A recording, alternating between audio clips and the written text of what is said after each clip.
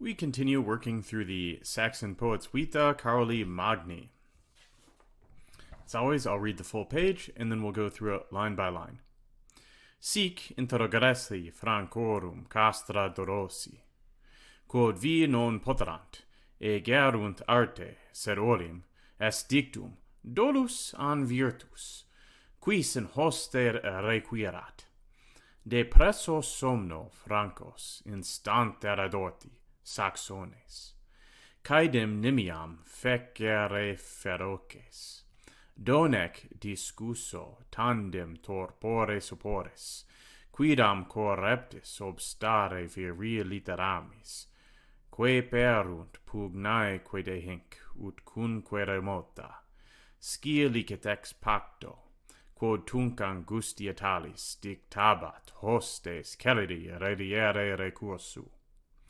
His rex auditis illuc properare sategit, atque satis velox fugientum terga secutus, prostravit multos auctores criminis huius.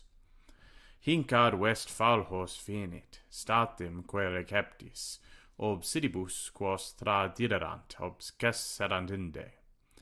Axus scepitovans rediuntem Francia regem. So thus, the crafty ones, having entered the camp or the castle of the Franks. And what's this Dolosi thing we're talking about, the trick? Well, that's from the previous page where some Saxons pretended to be friends to some Frankish soldiers who were retrieving hay. And they, talked with them, gave fake names, helped carry the hay. And then they got into the camp. So, quod vi non poterant, so what they couldn't do, or what they had not been able to do by strength, so that's ablative there, they did, egerunt, that's from agere, and by art, or by craft. It said, olim est dictum, but as it was once said of old, dolus an virtus quis in hoste requirat. So, trickery or virtue, who asks about these in an enemy? And that is a quote from Virgil's Aeneid, Book 2, line 390. And the context there is you have Cororibus, who's one of the Trojans, who is teamed up with Aeneas, and they're going to go and fight the Greeks who have snuck into Troy via the Trojan horse.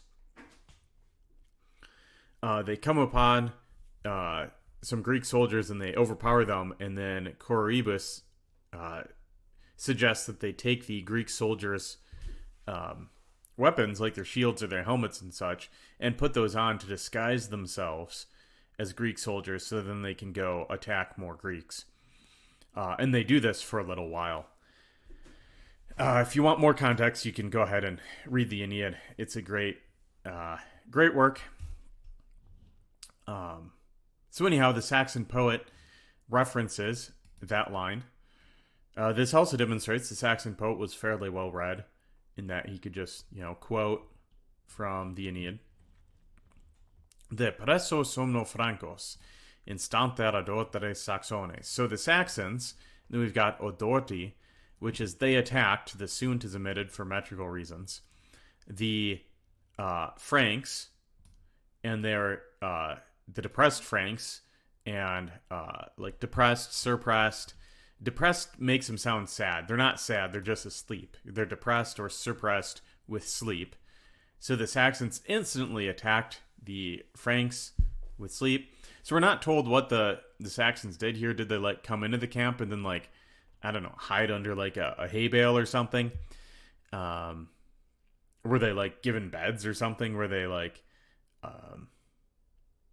got quarters to sleep in or something because they thought they were auxiliary soldiers or something?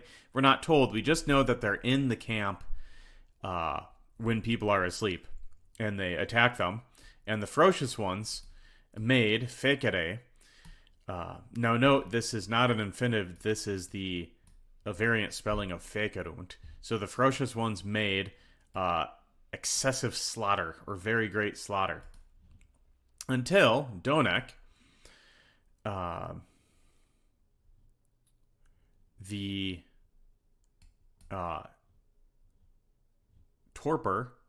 So torpore is the the sluggishness, the numbness or the stupefaction of sleep. Discusu had been cast off, or had been dissipated or shattered. So until the sluggishness of sleep had been shattered, certain ones began to fight back manfully, viriditer, there is an adverb, having seized arms or having picked up arms. So you've got ablative there to give a little extra. So some of the Franks wake up because they hear the commotion, they grab arms, they fight back manfully. And then we've got an interesting couple statements here. Pugnaque dehincut cunque remota. So and with the battle somewhat withdrawn. So pugna here is ablative, remota. This is an ablative absolute. And then we've got scilicet ex pacto, really out of agreement.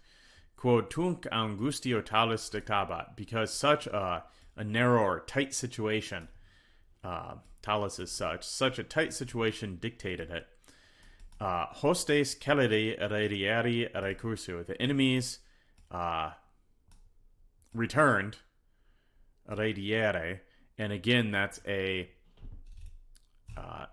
not an infinitive.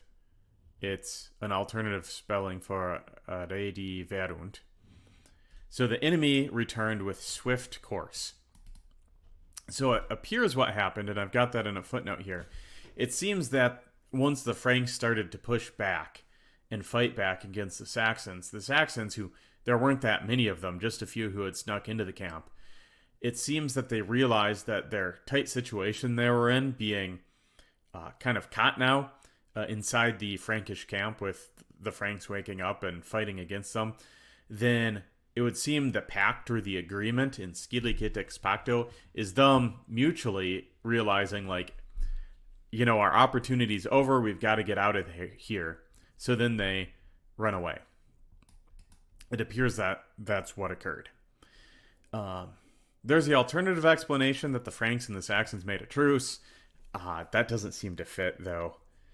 I'm pretty sure the pact is the agreement, the realization amongst the Saxons that, they had done their thing, they'd killed a bunch of people, and now's the time to hightail it out of there. So Rex, the king, having heard these things, hastened to hurry there, and the sufficiently swift king is implied here, followed or pursued the fleeing backs, terga fugientum. And he prostrated, or he laid out, he killed, he struck down many authors of this crime, or many people who committed this crime. Hink, and here it would seem like we need a little more details, because at first it seems like it's just the small band of Saxons that's doing this crime, and they kind of run away at night, and then suddenly we've got the king swiftly arriving. So perhaps this means royal forces, perhaps this means it's literally Charlemagne the king who came, and they figured out which group amongst the Saxons committed this and were chasing them. That's the interpretation I'm going with. From here, he returned to the Westphalians, and immediately, having received the hostages which they had given to him, he left from there. And the Franks, the rejoicing Franks, Francia ovans. So here we've got a singular. It's a singular collective noun. The Franks, Francia, received their returning king. And thus ends that little tale of one of the tricks that the Saxons played on them, and is probably related because it gives context for why Charlemagne keeps campaigning against the Saxons. Well, because he, gets hostages and whatever, and they sign peace treaties, or we'll see later on some of the Saxons get baptized and promise to keep faith, but then, the very next campaign season, they're breaking the truces and, sneaking into camps and killing people and things like that. So we'll continue on with the narrative in the next video.